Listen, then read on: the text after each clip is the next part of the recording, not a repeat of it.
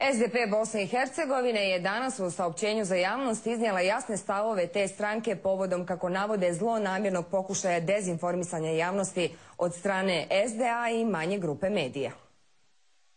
U saopćenju SDP-a se navodi da prljava strategija plasiranja laži o navodnom dogovoru o novim podjelama u Bosni i Hercegovini i pokušaj dovođenja u zabludu šire javnosti, pa čak i dijela nevladinog sektora, služi isključivo za skretanje pažnje sa destruktivnog ponašanja predsjednika SDA i njegove otvorene najave blokade funkcionisanja institucija Bosne i Hercegovine svim sredstvima zbog gubitka fotelja.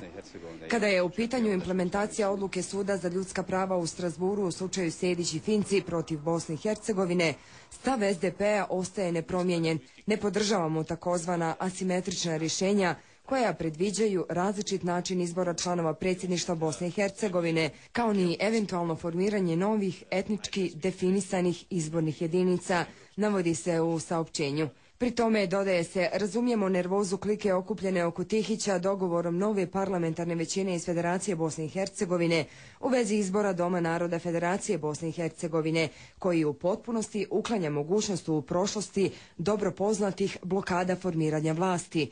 SDP smatra da evropski put Bosne i Hercegovine nema alternativu i da njegovo svakodnevno opstruiranje od strane SDA praktično predstavlja pokušaj državnog udara, saopćeno je danas iz Centra za informisanje SDP-a Bosne i Hercegovine.